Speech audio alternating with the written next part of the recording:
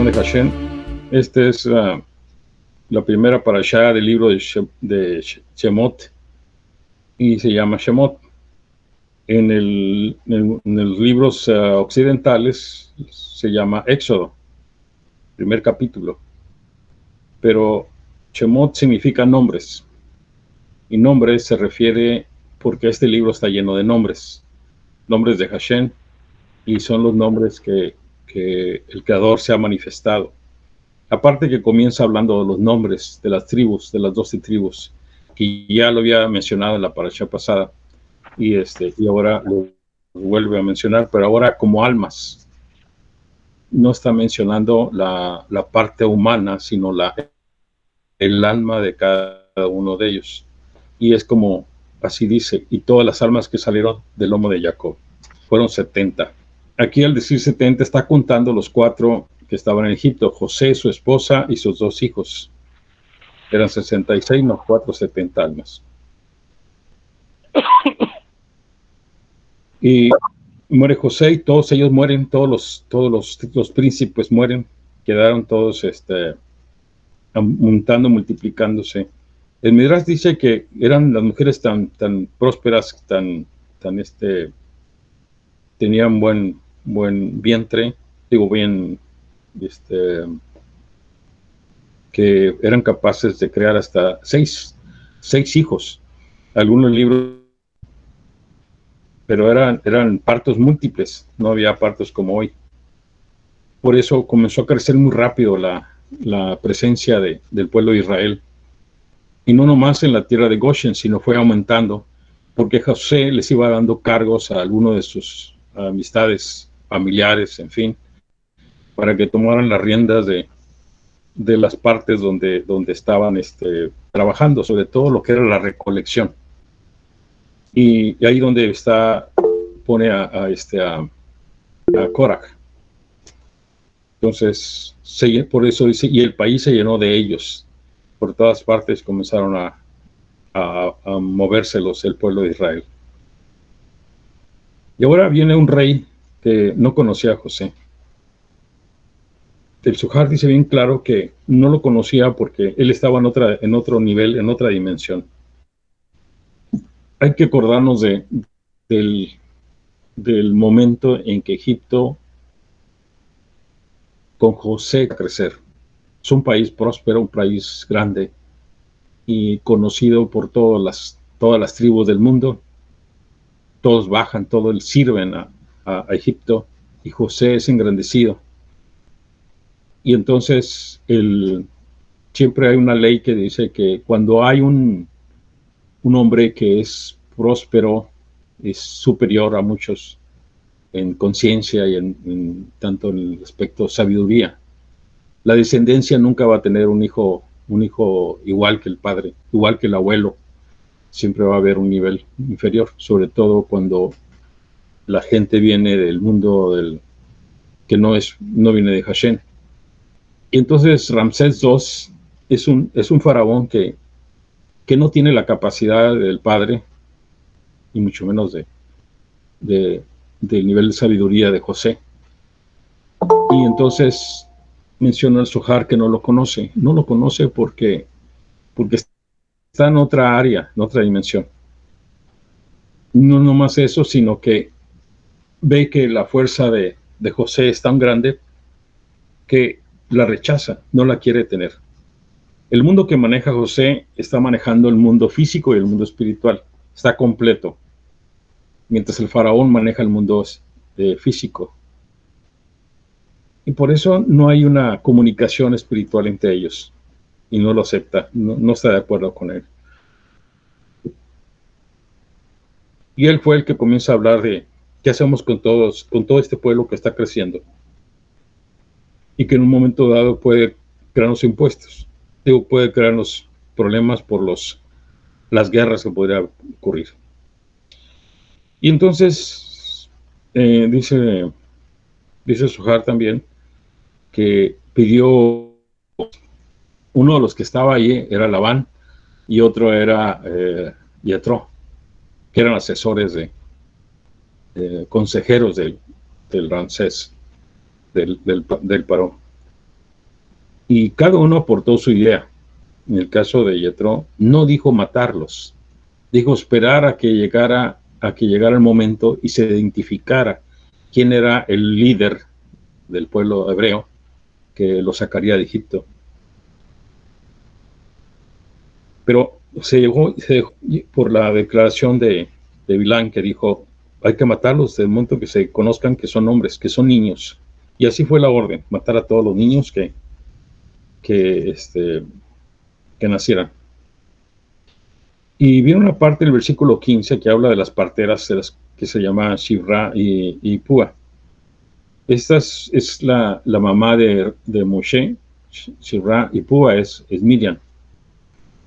Y les dice que hagan, que cuando venga, cuando sea varón, se identifique varón el niño, en ese momento lo maten al niño. Pero ellos no hicieron eso, ellos siguieron con su trabajo y cuando el faraón les manda llamar para decir por qué no han cumplido lo que él les dijo, ellas dicen que las mujeres hebreas son muy fuertes. Y hay una palabra que aparece en la Torá que da a entender, son casi animales, no necesitan ayuda, solas ellas pueden parir. Y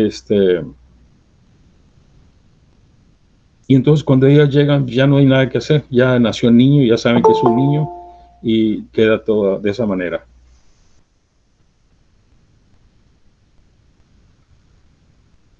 Todo esto está en el segundo ley. Después viene en el capítulo 2, dentro del segundo ley, menciona a un hombre de la casa de Levi que tomó una esposa a una hija de Levi.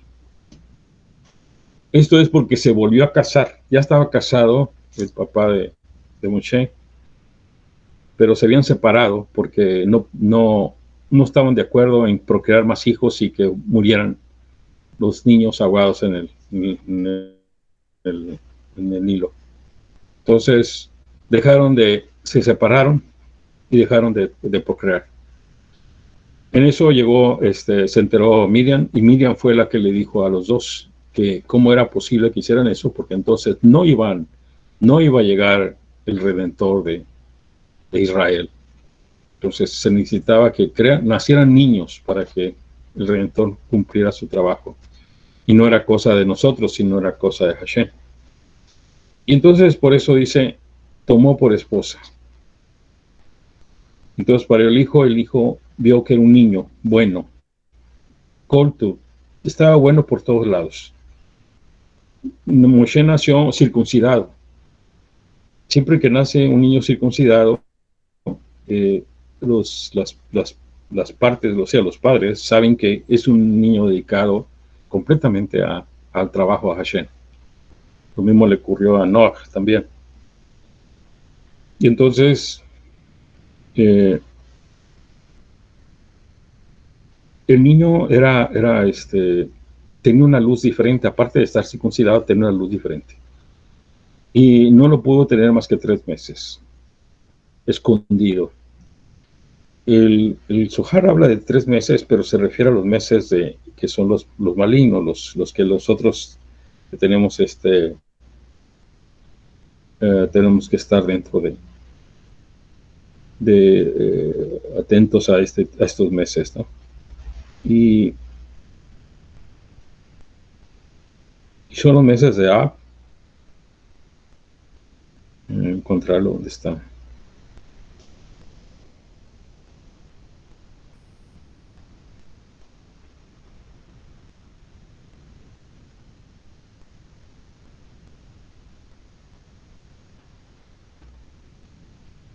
Bueno, son los meses de Ab, los meses de Tamuz y el mes de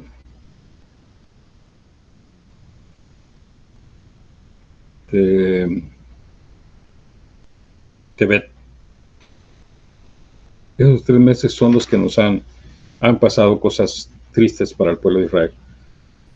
Pero se refiere a 3 meses también que físicamente estuvieron en la casa de él.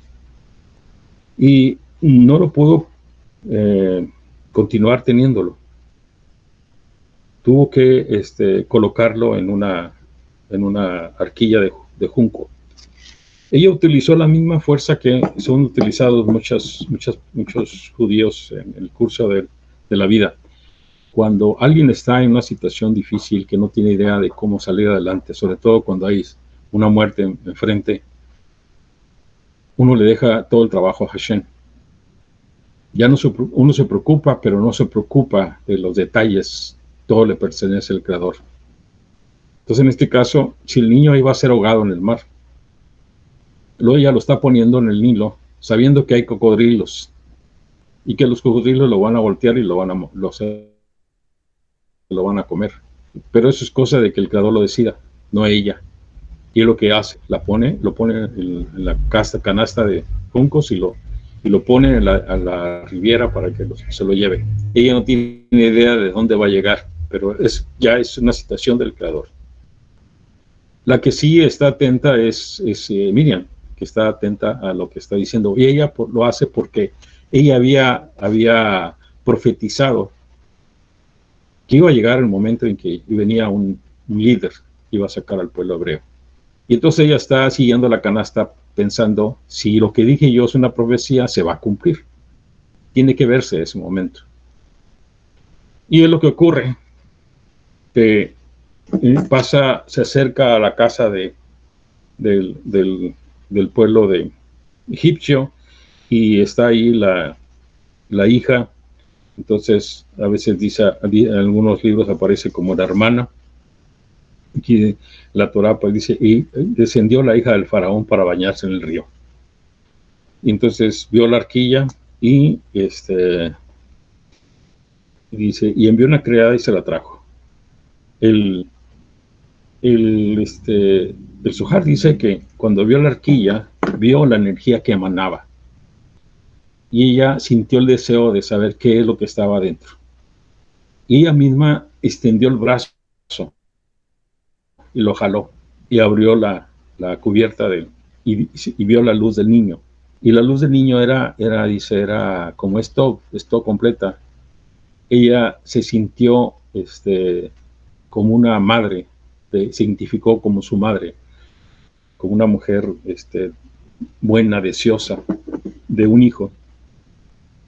Y lo tomó y le dijo, este es mi hijo para mí. Y entonces lo lleva busca a quién va a ser una nodriza para que le dé de comer. Y como Miriam estaba cerca, le dice a la sirvienta que traiga una nodriza y lleva a la mamá de Moshe. La mamá de Moshe es la que lo va a alimentar. Y entonces comienzan a trabajar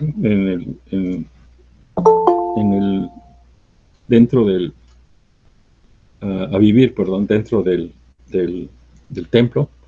Moshe comienza a estudiar, comienza a convivir con los reyes, con las noblezas, con todos los que estaban ahí, y los magos, con todo el mundo, y comienza a aprender. Los magos se dieron cuenta que había una energía muy especial en él. No sabían por qué, quién era, ni de qué raíz venía, pero sabían que era un peligro. Sentían que había una energía muy poderosa que era peligrosa para Egipto. ¿Cómo detectaron? Porque ellos manejaban la muerte. Entonces, dentro de la energía de Moshe era vida, era luz. Y la luz era tan poderosa que los magos no podían ver en la conciencia de Moshe, aún siendo un niño. Y entonces sabían que eso era peligroso porque sabían que podía ocurrir algo más adelante. Y pensaron que sería un peligro para el faraón. Y entonces ahí es cuando viene la historia de que le ponen piedras preciosas, grandes piedras preciosas, y para que jugara Moshe. Pero al mismo tiempo le ponen un carbón ardiente, un carbón grande ardiente, dentro de las joyas. Y ven qué es lo que va a hacer el niño. Ellos mismos le dicen al faraón, si toma las joyas, dice, es que él se va a dedicar, va por el lado de la corona. va a ser un peligro para nosotros. Pero no, Moshe toma el carbón y se lo lleva a la boca. Aquí hay una discrepancia porque uno dice, si lo toma, pues se va a quemar los dedos. Pero no se quemó los dedos, dice, porque el ángel Gabriel le ayudó a hacer este trabajo. Que no sintiera el calor con los dedos, pero en la boca, cuando tocó los labios, se los quemó los labios. Esos labios quemados fue el motivo por el cual Moshe casi no podía hablar bien. Bien me refiero, que sea bueno para conversador, bueno para hablar. Y eso hizo que ellos, los magos y todos, se quedaron tranquilos. Porque dijeron, pues es un niño normal, pero tiene una luz especial, pero es un niño normal, no es un peligro para nosotros. En el tercero comienza a hablar, pasan los 30 y tantos años, 36, nos dicen 33 años, y creció. Y entonces vio que había un egipcio golpeando a un hebreo. Y golpeándolo se refiere a que lo estaba golpeando con vileza, con maldad. El hombre ya estaba rendido, pero él seguía lastigándolo. Y entonces se acercó y lo vio al egipcio. Y la Torah dice, volteó por un lado y para el otro lado. Y vio que no había nadie. Y mató al egipcio y lo escondió en la arena. Dice, vio la derecha y la izquierda. Un rabino nos enseñó que este pasaje a veces es bueno practicarlo, pero es muy peligroso. Uno puede ver a la derecha del hombre o de la mujer, casi siempre lo hacemos en los hombres, y uno observa el nivel de bondad que tiene. Porque a veces el cuerpo, la vestimenta, puede aparentar otra cosa. En la energía de la derecha, y uno ve si hay una energía de bondad, que va a haber un cambio en la persona, que se va a arrepentir, que va a cambiar su vida. Y luego voltea a la izquierda y uno ve si de esta familia, de este hombre, va a venir un ser iluminado, un hombre que le va a servir a Dios, como en el caso de Cora. Cora viene de la tribu de Leví.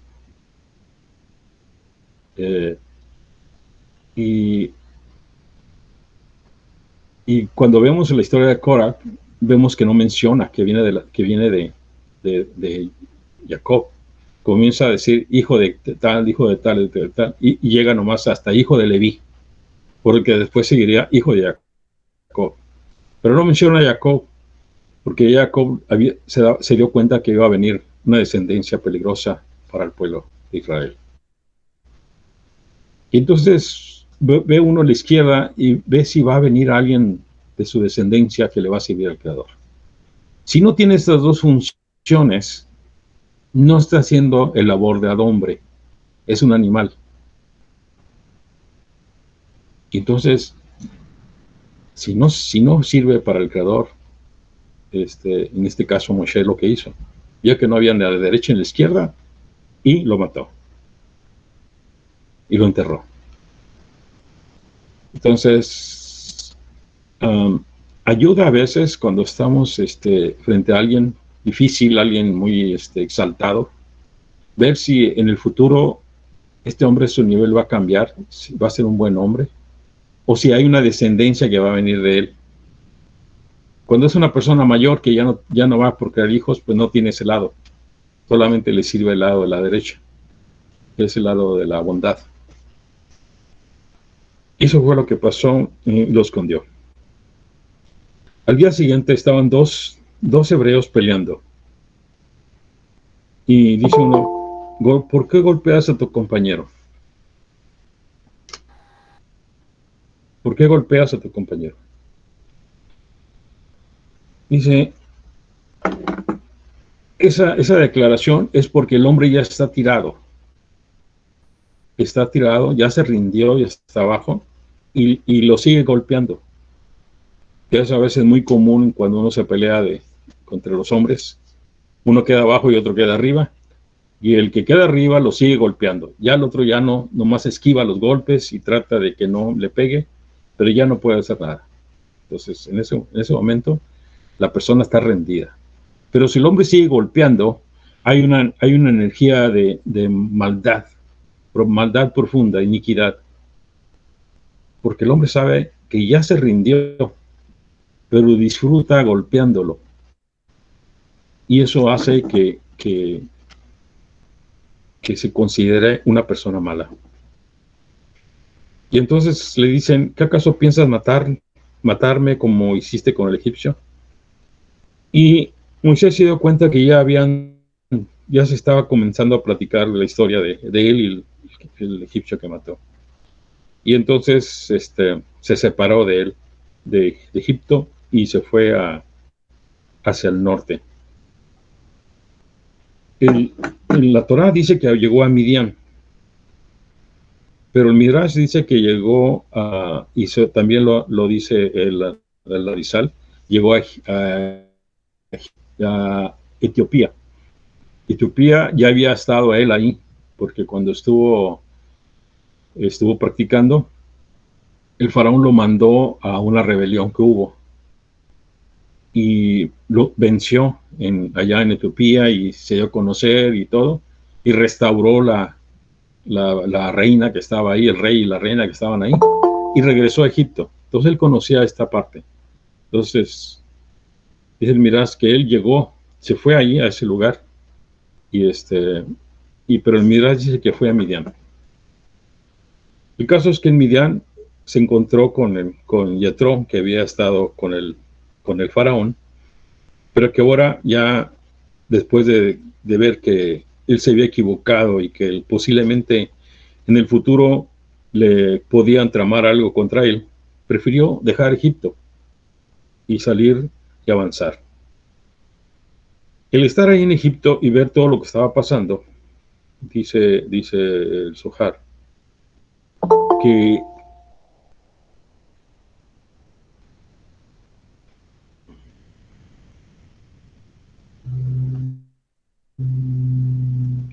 que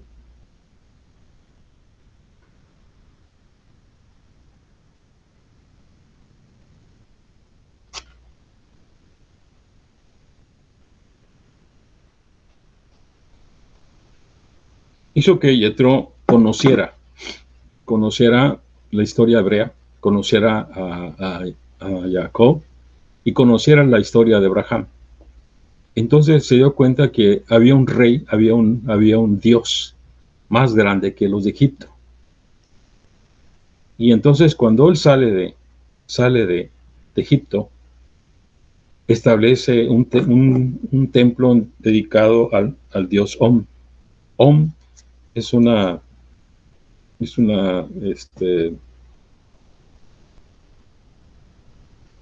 son 3 letras que aparecen también en los atributos de Hashem. Y con este nombre, aunque era idolatría lo que está dentro, pero hablaba de un dios, pero no le podía llamar con el nombre como se conocía por él. Él lo conoció como Shaddai. Todo le puso Om. Y ahí fue donde llegó Moshe. Y entonces se casa con Séfora y tiene un hijo, Gershon. Y entonces pasaron los días, los años, y murió el rey de Egipto, murió Ramsés.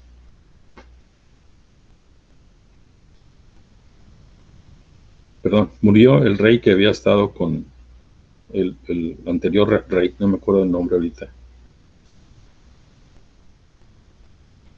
Y entonces la Torah dice, y oyó Dios los lamentos de ellos y recordé a Dios su pacto con Abraham, con Isaac y Jacob. Dice Zohar que en Egipto había una energía de curiosidad por el trabajo que hacían los egipcios, los sacerdotes y los magos acerca de sus dioses. Los hebreos sabían que esto no era, que era idolatría, pero los rituales era lo que les llamaba la atención. Todo el movimiento que hacían para estar en paz con sus dioses. Y entonces,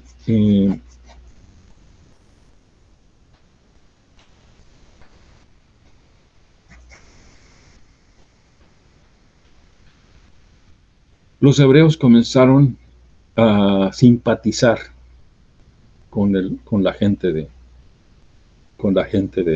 egipcia.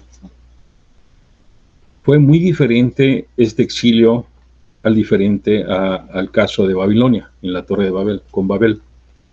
Con Babel, cuando llegaron a Babel, después del exilio, muchos se casaron con mujeres babilónicas y la inversa también, y una mezcolanza. Aquí en Egipto no ocurrió eso. Las tribus se mantuvieron cerradas y se iban casando solo entre ellos, entre los primos. Había matrimonios entre los primos. Y no dejaban ningún movimiento hacia atrás. Inclusive las mujeres, por eso Hashem las bendijo más todavía, porque ellas no daban miradas, dice, hacia los egipcios, no los miraban como hombres que podrían ser futuros esposos. Y eso hacía que no hubiera el deseo de ellas de comunicarse, y eso hacía que los egipcios no las buscaran a ellas, porque ellas no estaban aceptables para ellos. Aparte que como eran mujeres trabajadoras, para los egipcios no era bueno casarse con una mujer, no era parte de la nobleza, vamos a decir. Entonces nunca hubo una relación fuerte de sangre, de linaje, no se rompió, se mantuvieron todas las tribus en perfecto comunión con las enseñanzas de Abraham, Isaac y Jacob, de modo de que el Creador, cuando salen, todos deben de salir.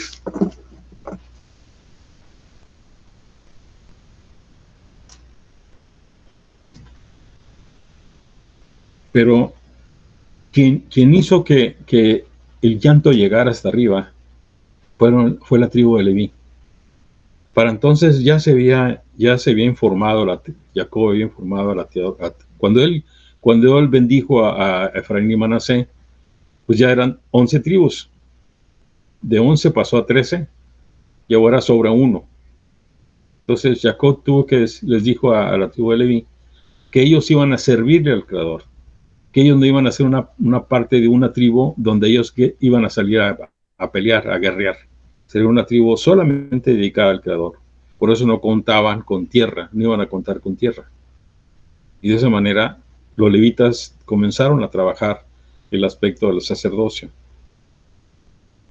Y ahí en Goshen, donde estaba la primera casa la segunda, porque la primera fue la Malquisedec, la casa de sabiduría, se dedicaron precisamente a este trabajo, dedicar a Dios.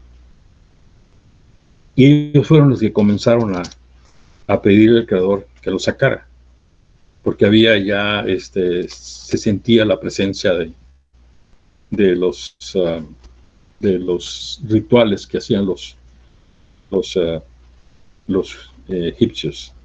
Ahora, no nomás era un ritual para ellos también, sino los egipcios estaban, al ver el poder que tenían los hebreos, la bendición que estaba con ellos por Hashem, ellos trataban de someternos a base de brujería, de hechazos, de encantamientos.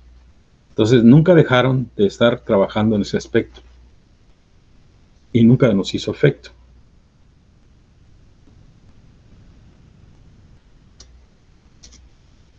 El cuarto ley, comienza hablando de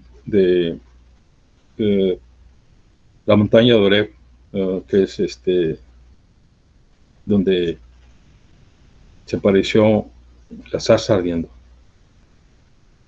Todo lo que este evento es una maravilla. Hay algunas cosas escritas que, que, que los maestros están hablando, pero es una maravilla todo lo que significa. La zarza, ya sabemos que no es un producto comestible, eh, eh, es hueco y es picoso, o sea, te pica, te perfora la piel. Entonces, una zarza ardiendo significaba que el fuego estaba en él, pero no tenía poder con el fuego. La zarza representa la energía más humilde en nivel de planta, la energía más humilde que puede existir, donde se está manifestando la fuerza del fuego, que es la energía del creador. El creador siempre utiliza el fuego para sus trabajos, no nomás en los holocaustos, sino constantemente en la salida de Egipto. Todo vemos como la columna de fuego siempre estaba presente. Entonces, este es un completo trabajo de entender por qué la zarza y por qué la zarza tenía ese poder de comunicación con, con, con, con, con Moshe. El otro aspecto es que viene la presentación. Se presenta a Hashem con Moshe diciéndole lo que está viendo y que se quite las sandalias. Ya sabemos que las sandalias representan la separación del hombre con el mundo material, con el mundo del material al mineral, que es lo más bajo también. Entonces, se quita las sandalias para hacer contacto con el mundo mineral, que es la fuerza que hace todo, porque de ahí venimos todos nosotros, de ahí viene todo, toda la creación viene de ahí, todo lo que se construye viene de ahí, no hay nada que no está hecho con mineral. Entonces, es como decir, Dios está ahí, en la fuerza del mineral. Entonces, se quita las sandalias y comienza a ver la conversación. En las primeras palabras, Moshe como que no quiere meterse en problemas y no quiere saber nada, pero el creador le sigue hablando. Para entender esto hay que saber el alma de Moshe. El alma de Moshe es un alma que viene del mundo de Asilut, donde el mundo del pensamiento está en la persona. Y Moshe tenía esa capacidad de entender todas las cosas a base de la comunicación con el creador y a base de comunicarse de una manera casi telepática con todo lo que lo rodea. Entonces, cuando el creador le está diciendo esto, lo está sacando de un trabajo que aún no dice si le gustaba o no le gustaba el trabajo que hacía Moshe, andar apacentando animales. Y lo manda ahora a enfrentarse al faraón, que a su vez era conocido de él, porque estuvo conviviendo con él en el palacio. Entonces, pero aún así, con todo este deseo y no deseo, Hashem le dice, tu hermano va a hablar por ti. Él será tu boca. Tú le pondrás las palabras en su boca y él hablará ante el faraón. Así fue como lo que resultó después del primer movimiento que hicieron, porque el creador enviaba la palabra a Moshe. Moshe la entendía, la capturaba y se la pasaba a Aarón. Aarón, cuando la entendía, se la podía pasar a sus hijos y después los hijos se la pasaban al pueblo. Si Moshe se hubiera parado enfrente del pueblo y se hubiera puesto a hablar, la gente no hubiera entendido, porque el nivel de Moshe en ese momento era tan elevado que no había palabras en la boca de él para que la gente entendiera. Entonces, es lo que dice el creador, tu hermano va a ser el que va a hablar por ti. Y así es lo que sucede. Aarón se convierte en el que habla con el faraón. Y viene toda la parte, todo el versículo 4 habla de este mensaje de que va a ir a hablar, pero al mismo tiempo es cuando le pregunta, voy a ir a hablar y todo, pero me van a preguntar quién fue el que te habló. porque ellos conocían el nombre de Elohim y entendían el nombre de Shaddai. Pero dice, ¿quién es el que nos envía? ¿Cuál de los dos? Entonces Hashem le dice, no hay ninguno, es otro, es el verdadero nombre de Dios, ¿no? Y menciona las tres palabras que no lo debemos decir en un nivel, si no hay un nivel de santidad. Y en español aparece, seré el que seré. En futuro, seré el que seré. ¿Cómo se interpreta? Voy a ser el Dios que tú quieras que yo sea.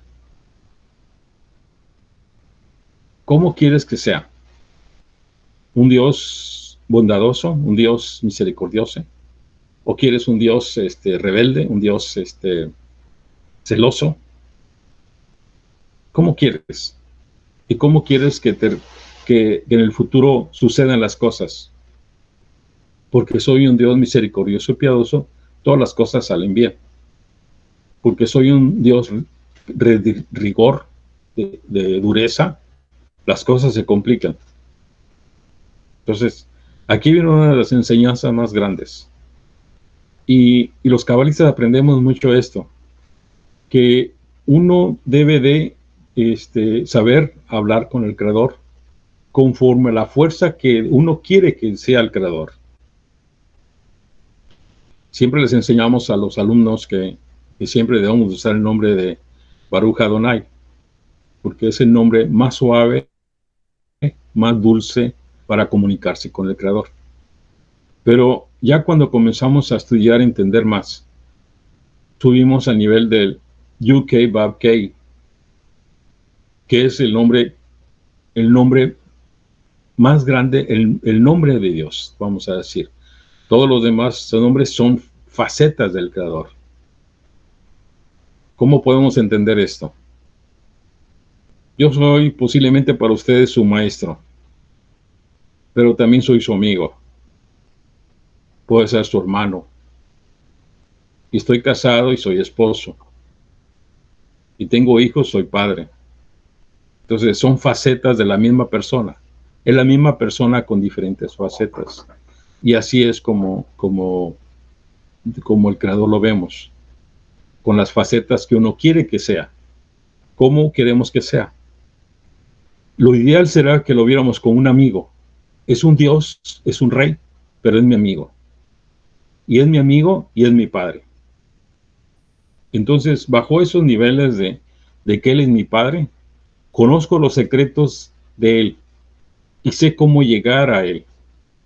Es como decir, tengo las llaves para abrir la puerta de la casa, del palacio. Entonces, conozco al Creador y sé cómo llegar a Él. Por eso digo, Él es mi padre, yo soy su hijo. Entonces,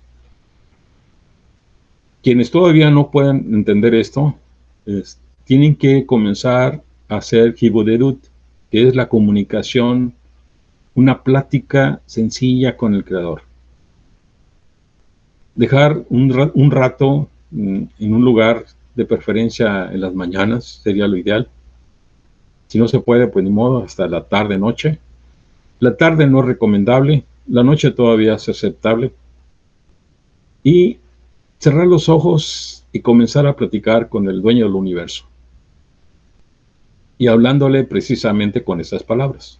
Dios mío, Rey del universo. Y uno comienza a platicar. ¿De qué podemos hablar? Pues comenzamos a hablar de cómo están las cosas, cómo me ha ido, agradecido que estoy con él, de algún problema que tenga, alguna situación complicada que se me está presentando, pero sin pedirlo, solamente platicando con él. Los maestros nos dicen que mínimo tenemos que tener una hora diaria con él, platicando. Pero pueden ser 10 minutos, 20 minutos. Una plática profunda, sincera con el Creador. Aquí se recomienda siempre agradecer al Creador por lo que nos ha hecho, todos los días. Antes de dormir, agradecer al Creador por lo que nos ha dado. Así sea problemas o situaciones complicadas, uno no tiene idea de qué es lo que viene mañana y uno debe de agradecerle al Creador por lo que nos dio este día. Entonces, ser agradecidos con Hashem. Y cuando estamos platicando con Él, siempre decirle esto, ¿no? Hacer que somos agradecidos por lo que nos ha hecho. Y ahí donde viene la forma como vamos avanzando. Hay personas que les gusta sentirse como útiles al Creador y prefieren ser sirvientes. Tienen que se les dé una orden. Tú haces esto, muévete para allá, ve a hacer esto. Y hay personas que así les gusta vivir bajo esa premisa. Pero uno no debe conformarse con ser sirviente. Tiene que subir a nivel de hijo, hijo del Creador, hijo de Hashem. Por eso, cuando decimos Shema Israel, estamos hablando de yo soy Israel, tú eres Israel.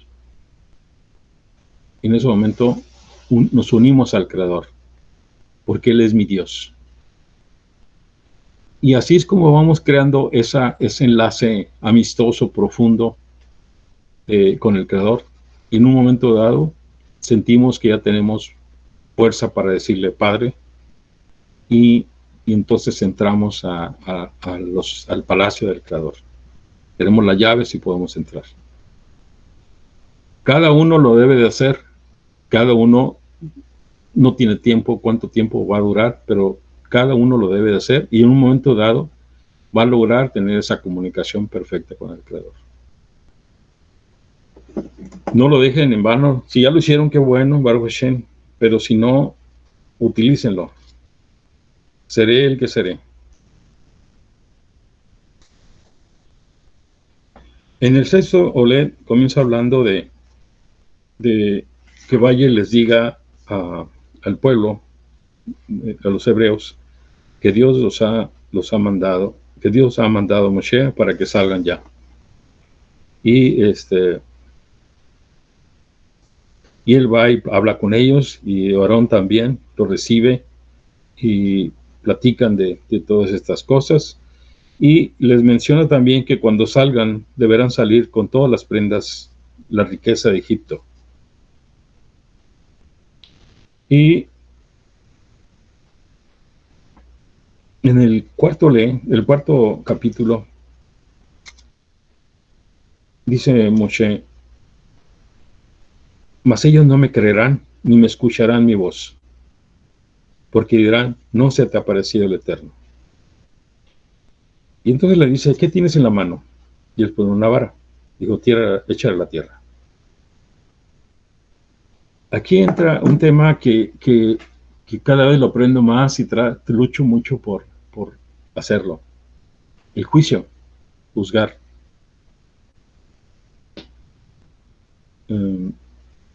Yo tengo una escuela de mi padre que me enseñó a ser muy juicioso. Y eso es lo peor que puede ocurrir a una persona. Que enjuicie las cosas. Cuando uno juicia, bueno, el Talmud dice que no debemos de juzgar, y si uno quiere juzgar debe ser bueno, debe juzgar sobre lo bueno, aunque no lo vea, pero debe juzgar bueno. Y si uno juzga a cualquier persona, lo que está haciendo es que le da motivos para que el ángel de la muerte los juzgue. El ángel de la muerte se presente y por los juicios que hizo en este día, busque cómo dañarlo, busque cómo lesionarlo. Se está presentando la leyenda, ¿verdad? Sí, en 10 minutos. Bueno, tenemos la misma situación. Bueno, estamos hablando de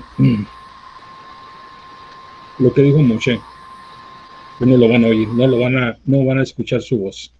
Entonces, a juzgar. Dice Zohar, lo peor que podemos hacer es juzgar. Y apareció una leyenda aquí. Pues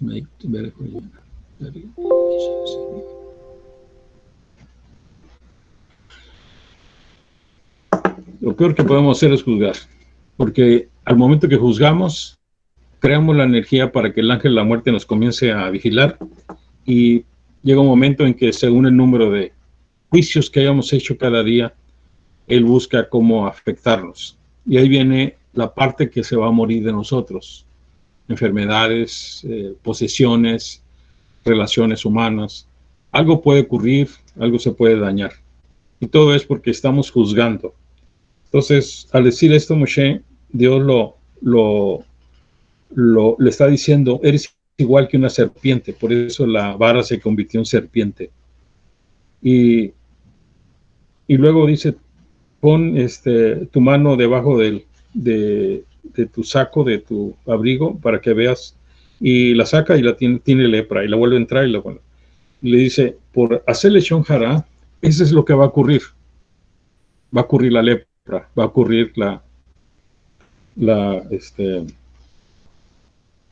cuando uno habla mal, estamos haciendo que se genere en nosotros una energía de lepra en alguna parte. A veces no nos damos cuenta, pero comenzamos a tener situaciones en la casa, en la ropa, y a veces alguien tiene rasqueras que no sabe por qué, y la cabeza, y vienen manchas, vienen tintas, tiñas en el pelo, y algunas mujeres dicen que es porque se pintaron mucho el pelo, ¿no? Pero el caso es que por hacer esto siempre va a haber estas señales de resequedad, de pérdida de vitalidad en la piel, y va a ocurrir que haya manchas y vaya a haber situaciones de lepra. Ahorita la novedad es la lepra en la piel. Y entonces, de esa manera lo envía para que hable con Aarón, se encuentre con Aarón y vaya a hacer. Y le dice de una vez, le está diciendo, dice: y yo endureceré su corazón al faraón, y no dejará ir al pueblo. Y esto es porque se requieren 10 movimientos para encontrar la pureza del cambio.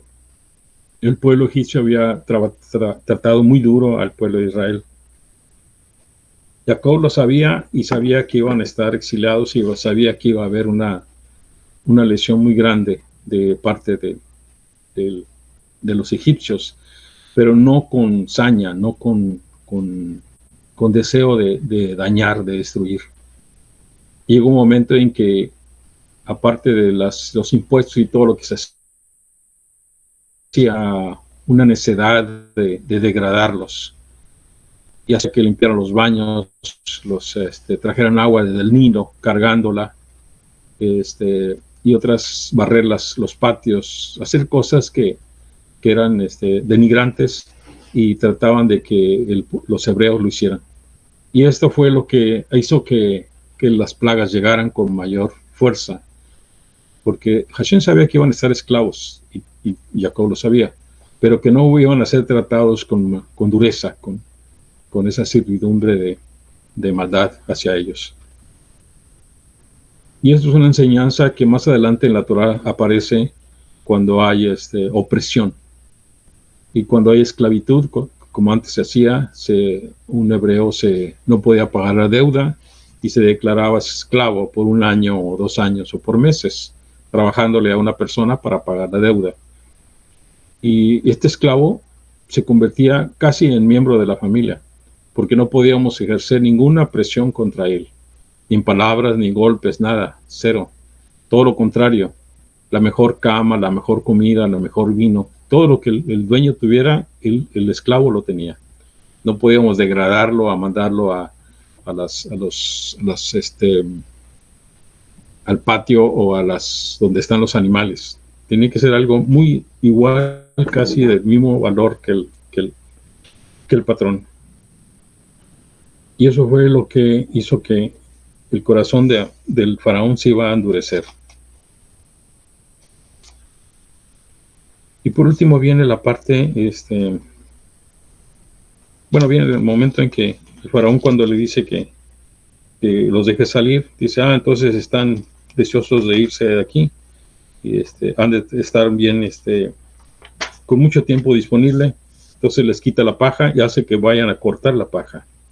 Y por haber hecho esto, los hebreos se molestan. Dice, bueno, pues ahora, antes íbamos a hacer ladrillos, ahora tenemos que ir por la paja para hacer los ladrillos. Y esto en igual traernos una visión favorable, nos está pasando lo peor. Y se molestan contra Moshe. Moshe, cuando regresa a ver a Hashem, utiliza la palabra Ra y dice, ¿por qué has hecho este mal a este pueblo? Con la capacidad de conocimiento que tenía Moshe y la capacidad de tiempo de cercanía con el carro, se atreve a decirle, ¿por qué has hecho esto malo? ¿Por qué eres malo con el pueblo? ¿Por qué me has mandado y has hecho algo malo y ahora yo parezco como un hombre malo? El creador no se molesta por lo que le dijo, pero inmediatamente el creador modifica la estructura de lo que va a ocurrir.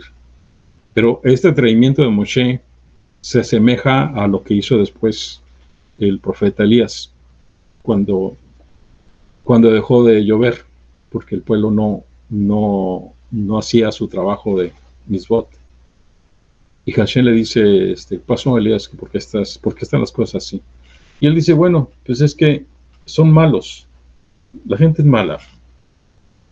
Entonces, como no quieren cambiar y no hacen lo bueno, no va a llover. Y ellos dos son los únicos que se atreven a hablar con Hashem de esa manera, dándole con palabras duras y utilizando la palabra Ra, que es malo. Y termina la parashá diciendo que Hashem le dice, ahora verás lo que voy a hacer al faraón, porque con poder fuerte a él los dejaré ir, y con poder fuerte los echará de su tierra.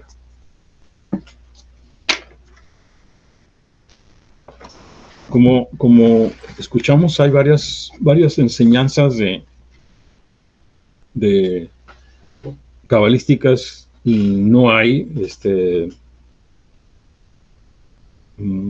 misbé que cumplir. Dentro de las enseñanzas cabalísticas que hay, hay una energía que los egipcios tenían, que era muy, muy poderosa, que era la capacidad de recibir, solo por placer de recibir. Cuando Egipto creció, como a veces ocurre con los países cuando son ricos y crecen y se multiplican y se sienten poderosos, la gente se siente superior. Y eso ocurrió con los egipcios. Los egipcios no trabajaban, dejaban que todo lo hicieran la gente. Ellos solamente comían, inclusive hasta los bañaban, todo lo hacían la gente. Cada egipcio era como un rey.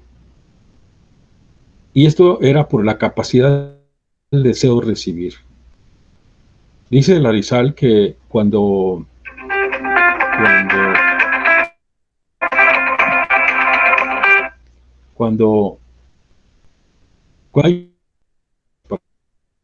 disfruta, sabe que ver inclusive en un casino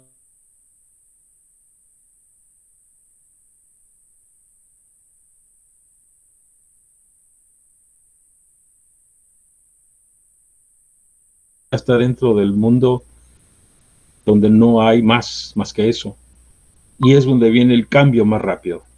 En cambio, la persona que no tiene ese deseo y solamente tiene una vida tranquila, sin ninguna molestia, para esa persona no le interesa el cambio espiritual, porque no está omitido dentro del mundo de la oscuridad. Los egipcios eran así. ¿Por qué eran así los egipcios? Porque venían de dos reencarnaciones. Las almas de ellos se encarnaron primero con la descendencia de Caín. Murieron ahogados. Volvieron a reencarnar con la Torre de Babel, con Nimrod, de rey. Nimrod tenía una capacidad increíble del deseo de recibir, por eso fue nombrado rey, y por eso tenía el liderazgo de hablar con la gente y convencerla de lo que estaba haciendo era bueno. que era crear una torre para retar o para detener la ira de Hashem, ¿no? En esa torre. Él podía subirse, le decía a la gente, yo me puedo subir a la torre y hablar con Dios para que no nos castigue. Y la gente le creía. Entonces, toda esa energía, y murieron estas gentes, reencarnaron en Egipto. Y al reencarnar en Egipto, les tocó la vida placentera. Pero cuando volvieron a reencarnar, por siguiente, tercera ocasión, cuarta ocasión, reencarnaron como los hijos de los hebreos. De modo que cuando salieron de Egipto, eran los mismos egipcios que habían salido, pero ahora con almas hebreas, con cuerpos hebreos. Rabino Ver nos hablaba mucho de este tema, porque decía que nosotros ya hemos pasado por el Islam, por el cristianismo, por el budismo, por todos lados. Ya tenemos todas las conciencias de los pueblos. Y ahorita que estamos en el mundo de la Kabbalah, es la revelación más grande, la profundidad de estar con el Creador, porque ahora sabemos que el Creador está ahí. Ya tenemos la capacidad de hablar de estos temas. Y eso es lo que ocurrió en la salida. Cuando salen los hebreos, pero sus almas ya habían estado viviendo en Egipto.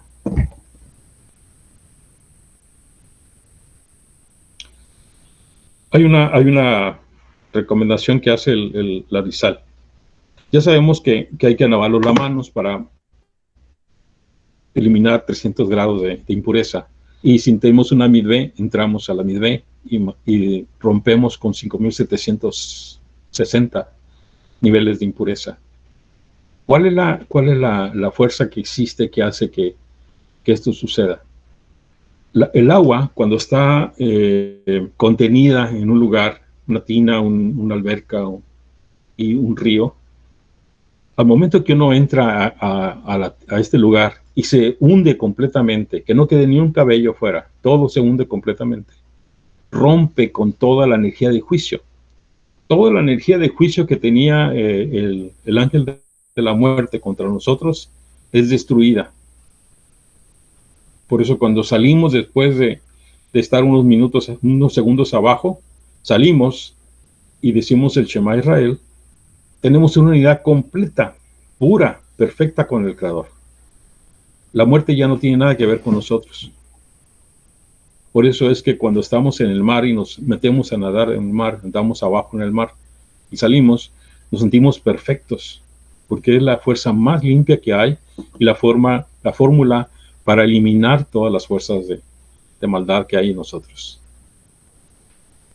Muy buena recomendación. Lástima, ahorita es invierno, pero en la primera oportunidad que tengamos, métanse al agua profundamente, duren unos minutos abajo, rompan esta fuerza.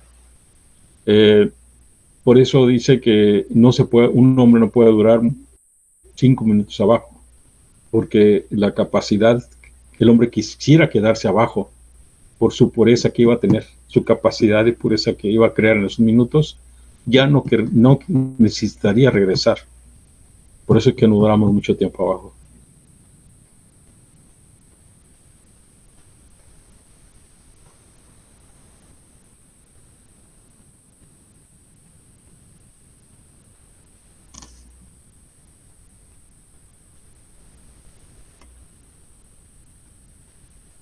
Hay dos ciudades que fueron creadas en el tiempo de Ramsés,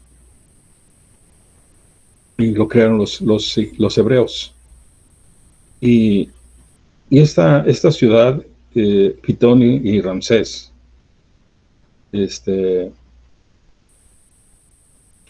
casi significan lo mismo. Pitón viene de pi, boa, y tom es como hartazgo, el deseo lujurioso de comer. Entonces hay una energía de boca del abismo, o sea que uno traga y traga y traga. Eso quiere decir Pitón.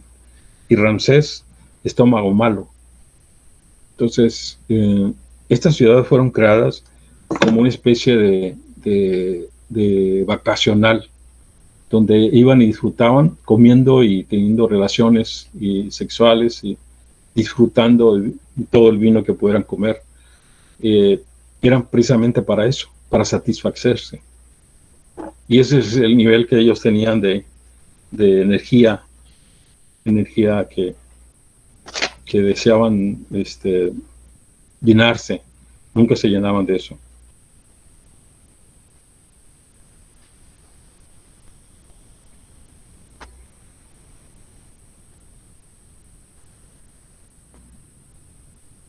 Por último, hay un tema que habla el Arizal, que dice que la corrección, siempre que tenemos un nivel de corrección, comienza en Yesod. Es la energía del sexo. Es el gran deseo de recibir. Y ya sabemos que en Yesod está la fuerza de la cimentación, que es la estructura del pacto. Pero hay una energía del sexo. El sexo significa todo lo que es placentero, todo lo que es cómodo, todo lo que es hermoso, agradable, perfecto. Entonces, la corrección tiene que hacerse ahí. Y es ahí donde el hombre entra no para satisfacerse, no para disfrutarlo. Su trabajo es disfrutar que su esposa disfrute. Esa es la corrección que debemos de hacer. Cuando hacemos el sexo solo por disfrutar el sexo, dañamos la energía de Yeso.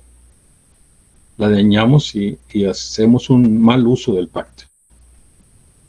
Entonces, por eso el hombre soltero no debe durar mucho soltero. Debe tener una mujer para que él sea perfecto ante el Creador. Y esta misma energía de sexo nos hace que nos lleve al deseo de otras cosas. Entonces, el deseo de comer, el deseo de beber, buenos vinos, buena comida, buen espectáculo, un espectáculo que uno quiere ver, estar en el espacio de BP. Pues hay muchas, se va mezclando y va creando una energía de placer placentero, disfrutarlo. Y eso es porque la energía de Yeso no se ha corregido. Todo su trabajo está ahí. Y uno debe de enfrentarse a estas fuerzas y no seguir el camino de lo que nos diga que es placentero, disfrutarlo. Entonces, son las 7:30 y sí hay muchos temas que están en el Zohar. Hay muchos temas cabalísticos y hay un tema, déjenme ver si lo encuentro,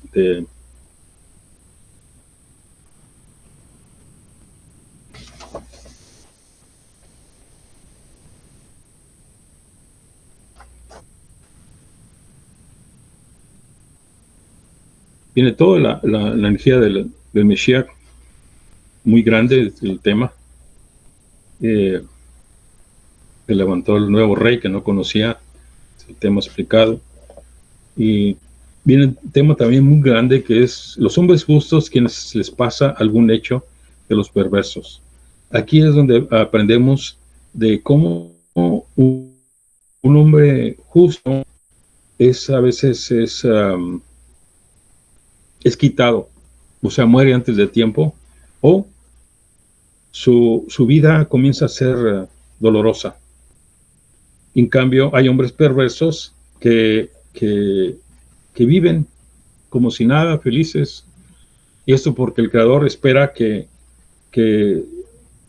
se arrepientan de lo que viven, de cómo son, o que van a tener un hijo que es el que va a criar, va a tener una cercanía con el Creador. Pero en la práctica, uno lo ve como algo muy difícil de vivirlo.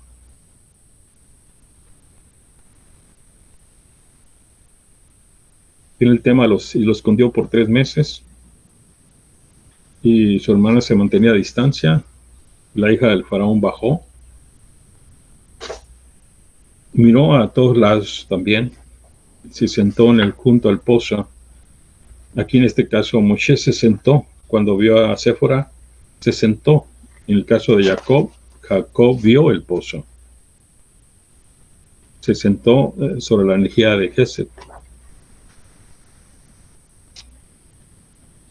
Bueno, vamos, son muchos temas. Baruch Hashem, un día tener más tiempo para platicar de estos temas. Yehudá, ¿cómo estás, More? ¿Ya? Sí, estoy listo. Te comentaba al principio que tenemos 80 secretos que se resumen de esa parashot. Bueno, pues comienza y llega a los 30, a ver cuánto tiempo nos queda. Ok. A ver, el primer secreto de Shemot.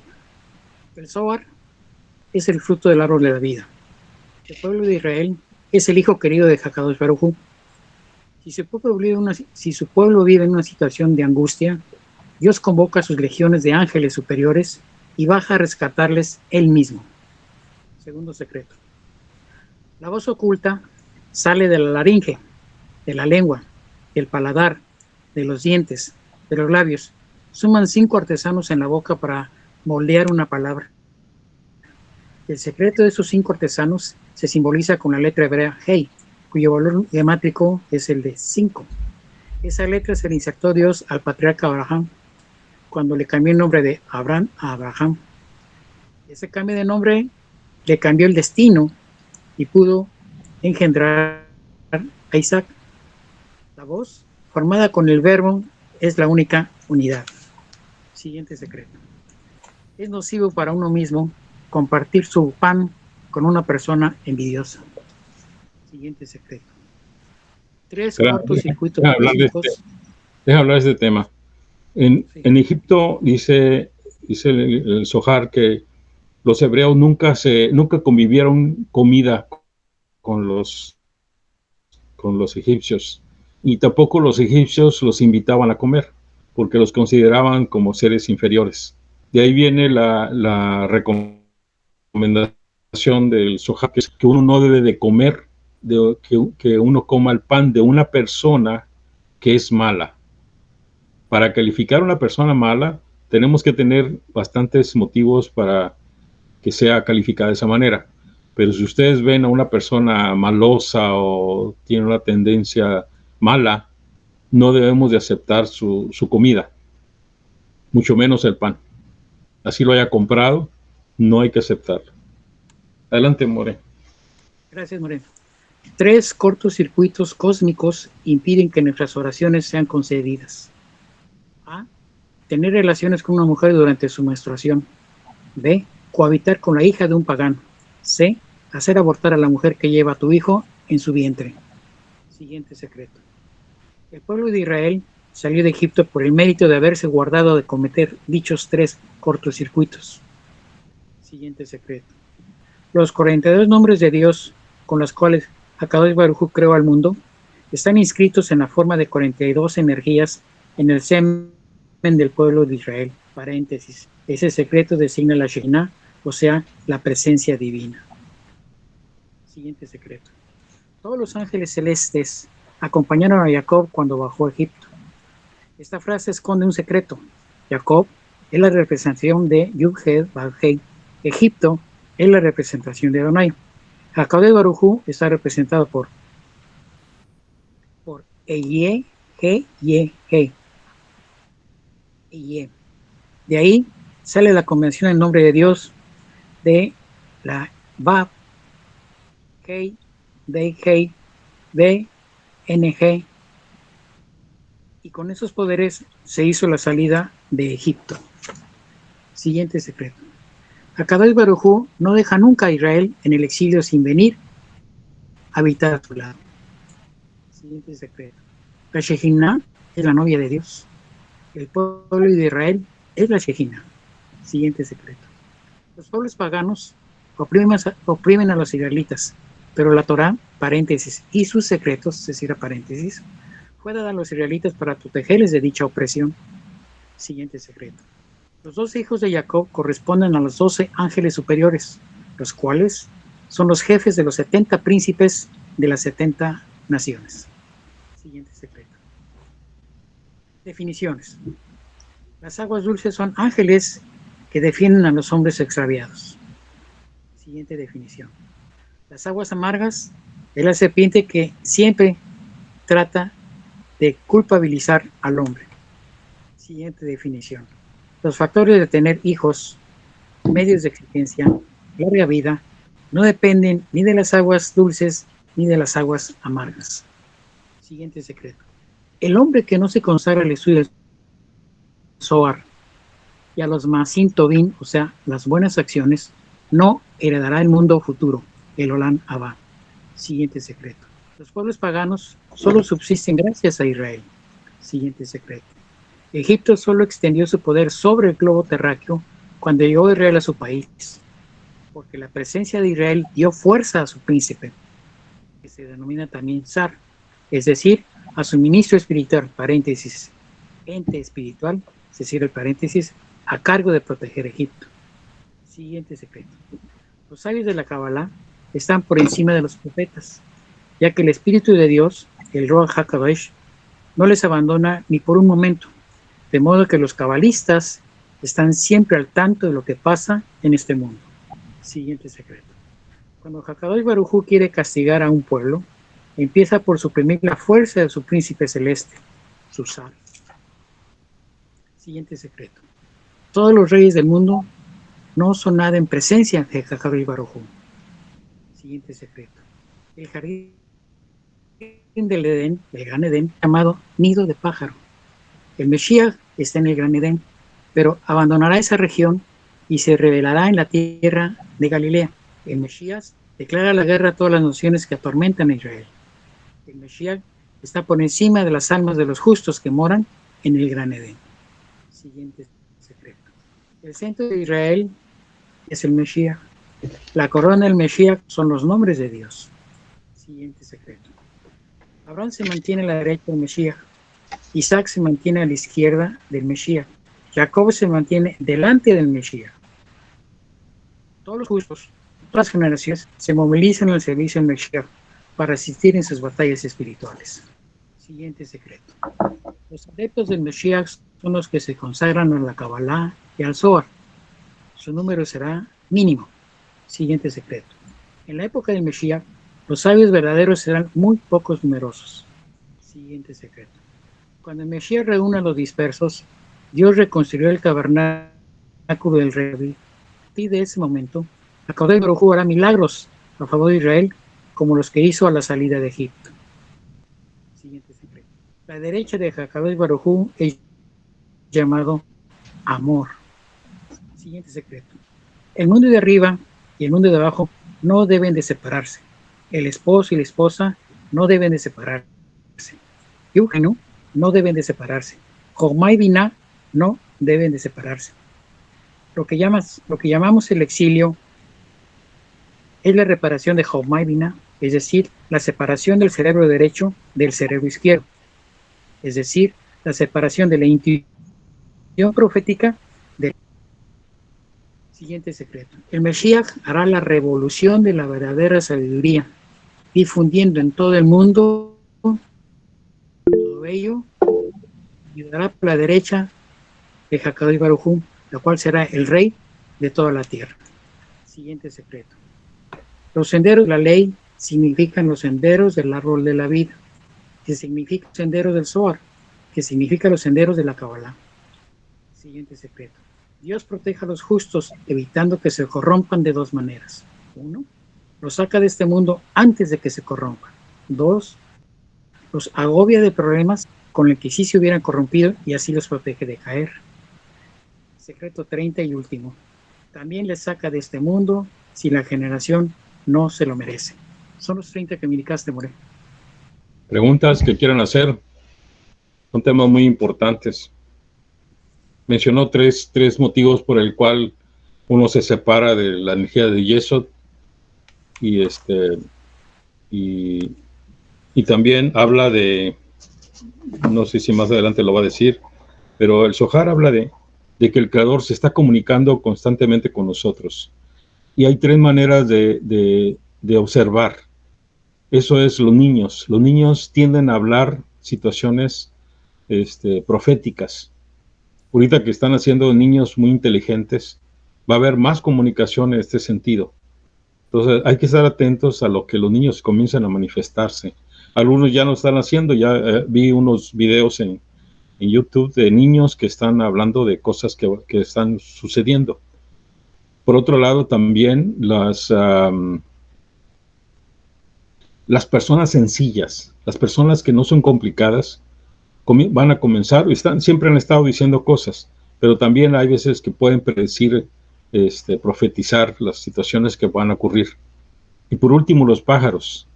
El movimiento de los pájaros, cómo se mueven alrededor o en forma infinita, o circular, o recta, en fin.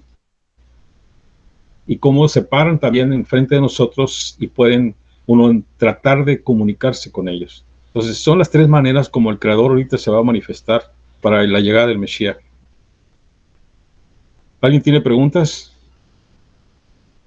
Entonces, continuamos con unos 20 más. Correcto. Siguiente secreto. El mundo está al revés, pero Dios los pondrá al derecho. Siguiente secreto. Bueno se dice Tov en hebreo, pero significa circuncidado. Siguiente secreto. Códigos desvelados. 1. El cesto de Moshe significa el arca de la alianza. El cesto estaba recubierto de alquitrán y de brea, que significan los 248 preceptos positivos y los 365 preceptos negativos. En total, los 613 preceptos de Dios que nos ha dado para protegernos en nuestro peregrinaje por este mundo. Siguiente secreto. Miriam puso al niño Israel en el cesto. Miriam expuso al niño entre las cañas. Quiere decir que cuando Israel entra en Tierra Santa, la meditación cabalística, entre comillas, se activan las 613 leyes para protegernos. Siguiente secreto. El Leviatán es la tribu de Leví. El Leviatán es uno de los nombres de la Shejinah, presencia divina. Siguiente secreto. Batia, hermana del faraón, escondió a Moshe durante 3 meses. Los 3 meses de peligro, Tebet, Tamuz y Av, es decir, en la luna de Capricornio, de Cáncer y de León. Siguiente secreto. El rey es la letra Vav, que significa la Sefirá Tiferet. La matrona es la letra Hei, que significa la Sefirá Malhut. Unir esas dos letras es unir esas dos sefirot, y esa unión transforma el rigor en compasión. Siguiente secreto. El nombre de Dios de Tiferet es Yud-Hed Vav-Hei. El nombre de Dios de Malhut es Adonai. La unión de ambos, Shaddai, lo que trae compasión al meditarlo. Siguiente secreto. La hermana designa la Sevirá Jopa. Jopa en la meditación cabalística. Por cuanto Israel peca, su hermano se aleja. Es decir, que meditar es un regalo del cielo que no todos tienen. Siguiente secreto. Cuando Israel deja de estudiar el Zohar, el rigor baja al mundo y reina la severidad y el caos. Siguiente secreto. Ninguna puerta se cierra ante las lágrimas de Israel. Ante esas lágrimas, el rigor desaparece. Siguiente secreto.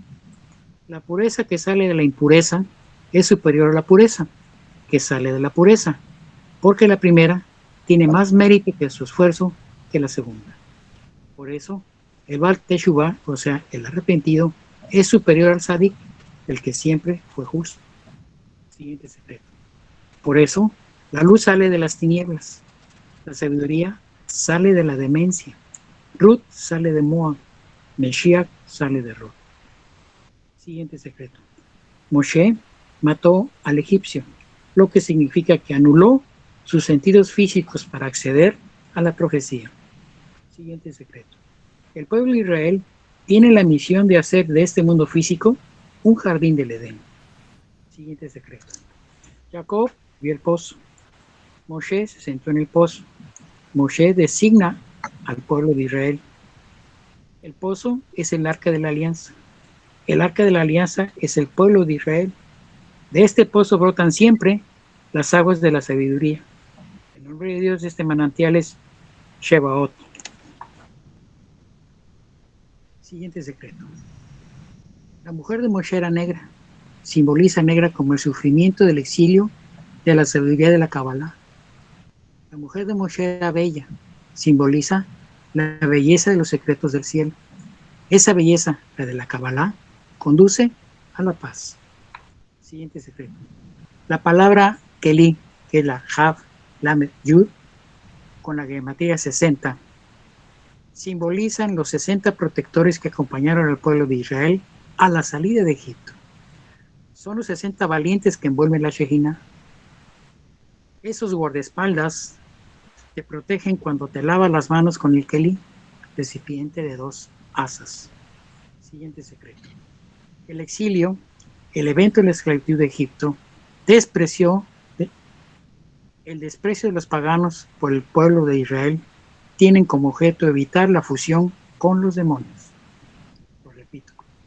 El exilio, el evento de esclavitud de Egipto, el desprecio de los paganos por el pueblo de Israel tienen como objeto evitar la fusión con los demonios. Siguiente secreto. De quedarnos en el Gran Edén, correríamos el riesgo de fundirnos con el Satán. Por eso Dios decidió el exilio en este mundo físico, en donde nos persiguen los demonios y nos hacen sufrir, generando en el pueblo de Israel el reflejo de agruparnos en guetos, lejos de los perseguidores. Siguiente secreto. Israel no se mezcla con los egipcios. Aprendí de esa lección, hay que hacer de este mundo un jardín del Edén. Siguiente secreto. Estar en Egipto es estar en el mundo de la materia. Los hombres materialistas nos aborrecen y no se mezclan con nosotros, que somos cabalistas. De ese modo, conservamos nuestra pureza. Siguiente secreto. Nosotros, los cabalistas, meditamos los nombres de Dios. Los paganos y los Ererab, o sea, los infiltrados egipcios que se hacen pasar por judíos religiosos, consideran locos los cabalistas. Así nos alejamos de ellos y no nos mezclamos con ellos. Siguiente secreto. El Kadosh Baruj Hu domina al hombre, pero el Sadik, o sea, el justo, tiene el poder de revocar un mal decreto del cielo sobre el hombre. Siguiente secreto. El Gran Edén es la Shejina, presencia divina. Todo lo que Hakadosh Baruj Hu ha creado tiene como único propósito que lo busquemos y estudiemos la sabiduría suprema, o sea, que estudiemos la Kabbalah. Siguiente secreto. Hakadosh Baruj Hu creó la tierra sobre el modelo del cielo. Luego, todo lo que ocurre en la tierra es la imagen de lo que ocurre en el cielo. Siguiente secreto. Cada hierba que crece tiene en el cielo una estrella que le dice crece, y así funciona toda la creación de este mundo. Pero durante la vida de Joseph Hatzadik, el faraón, paréntesis, es decir, el mundo físico y los demonios, se cierra el paréntesis, no tenían ningún poder sobre Israel. Cuando murió Joseph, el faraón empezó a oprimir a Israel. Siguiente secreto. Joseph representa la pureza sexual. Luego, sin pureza sexual, el mundo nos oprime. Para tener una vida apacible, no hay que derramar su semen en vano. Siguiente secreto. Cada pueblo está regido por un príncipe celeste. Cada príncipe celeste tiene un poder limitado para que no pueda desaparecer nunca al pueblo de Israel, el cual es guardián de la Torá y de sus secretos, sin los cuales el mundo no podría existir. Todos los pueblos tratan de subyugar al pueblo de Israel, pero el Creador no lo permite, porque Dios no quiere que el mundo se destruya. Siguiente secreto. La tierra se desestabiliza por 3 motivos. Cuando reina un esclavo, cuando el sirviente hereda de su ama, cuando el egipcio ejerce un poder temporal sobre Israel. Siguiente secreto. El exilio acabará cuando Israel estudie el Zohar y los secretos del cielo el exilio acabará cuando Israel estudie el Zohar y los secretos del cielo y por fin reconozca a Kadosh Baruj Hu. Siguiente secreto. Los pueblos extraen su fuerza de su príncipe celeste que les rige. Israel extrae su fuerza de Kadosh Baruj Hu. Siguiente secreto. La idea del Zohar es el árbol de la vida. Dios creó el cielo, es decir, los ángeles, y la tierra, es decir, los astros.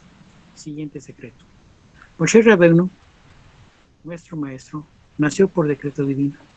Dios envió al ángel Gabriel a juntar a Abraham y a Yosef, los padres de Moshe, los cuales se habían separado, para engendrar a Moshe Rabbeinu. Siguiente secreto.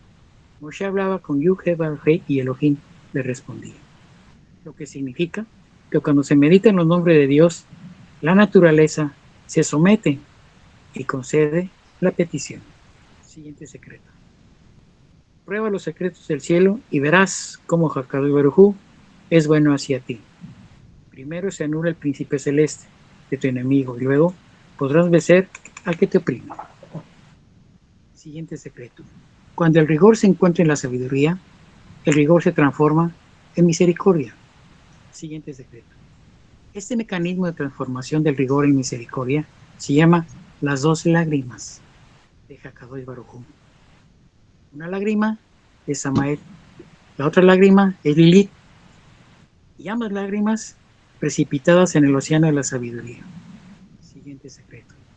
Hay un día conocido por Dios durante el cual las naciones paganas caerán y drenarán los secretos del cielo. Ese día será una semana después de Pesaj. Siguiente secreto.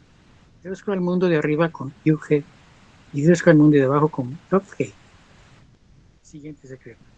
En el mundo de arriba habitan los ángeles. En el mundo de abajo habitan los hombres. Siguiente secreto. Hakadosh Baruj Hu ha transformado los pecados del hombre. Hakadosh Baruj Hu transforma los pecados del hombre rojos como escarlatas, haciéndolos blancos como la nieve. En los sacrificios del templo del rey Salomón, la sangre del animal era roja, pero el humo del que se desprendía era blanco. Siguiente secreto. El humo del incienso, la Ketoret, era blanco. Siguiente secreto. Hakadosh Baruj Hu recibe el aliento del que ayuna como un sacrificio. Ese alimento del que ayuna es como el olor que se alzaba encima del altar. Siguiente secreto. El líder de Israel debe conducir su pueblo con bondad y no con crueldad. Siguiente secreto. ¿En qué número vas ahorita? ¿Perdón? ¿Qué número vas ahorita? Voy en el 74.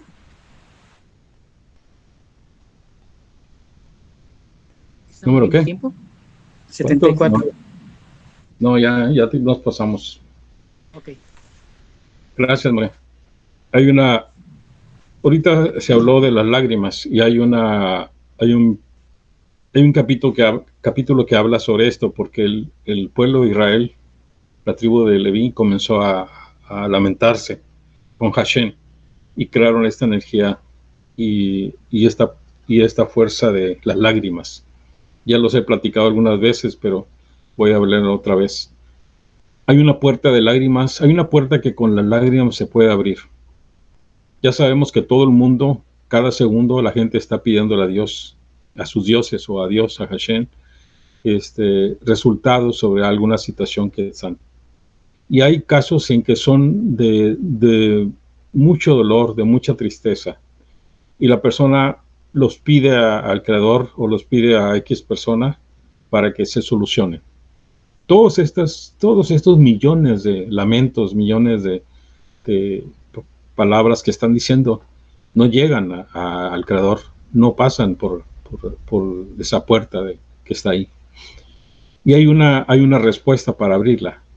Y la respuesta es que cuando uno está enterado, pero está platicando con una persona que sufre por enfermedades, por una situación difícil, algo que la atormenta, y la persona sufre, y el sufrimiento de esta persona hace que llore, hace que se sienta conmovida por lo que está pasando, y uno está presente escuchando todo eso. Dice el Zohar emplea la palabra robar, pero no sería bueno. Uno debe de tomar esta energía de esta persona de dolor, de sufrimiento, tomarla y guardarla y darle palabras de consuelo. Pero cuando uno está tranquilo en su casa, ya descansado, y va a hacer una oración con el Creador, comienza hablando de la plática que tuvo con esta persona y de lo que le está pasando. Y conforme va avanzando con el Creador, debe de sacar esa energía de dolor, esa energía de lágrimas, porque esa siempre son lágrimas lo que ocurre, y hablarle con estas palabras al Creador. Si es poderosa esta situación que le duele a una persona, normalmente uno cuando está hablando con el Creador, se le suelta una lágrima, se le salen las lágrimas de ver cómo la persona sufre. Y esta es la fórmula para poder abrir esta puerta.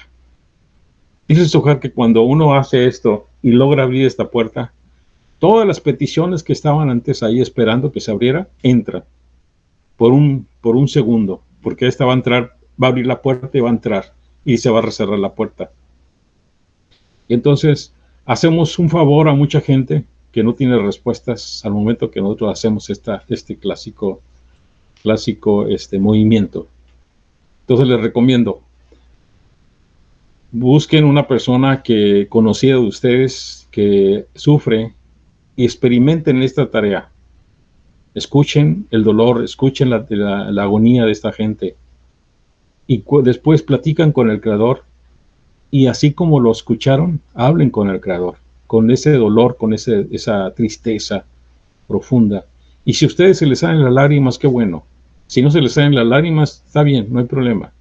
Pero esta plática viene del corazón. Entonces, ustedes háganlo y van a ver el resultado, porque se generan muchas cosas. Se generan que la oración, la petición que ustedes estén haciendo llegue. La petición de millones de gentes pueden recibirla. Y lo más hermoso es que queda este sello en nosotros, porque somos como los que damos la entrada a la puerta de las oraciones. Y entonces el Creador los escoge y somos ya muy propicios para hacerlo. Entonces es muy buen trabajo, es un trabajo bellísimo y les va a crear muchas bendiciones, porque se van a acercar a la puerta del Creador, de la puerta de soluciones, y al mismo tiempo van a crear belleza, felicidad en el mundo. Así que les deseo muy buenos resultados. Y si no hay una otra pregunta, alguna persona que quiera decir algo.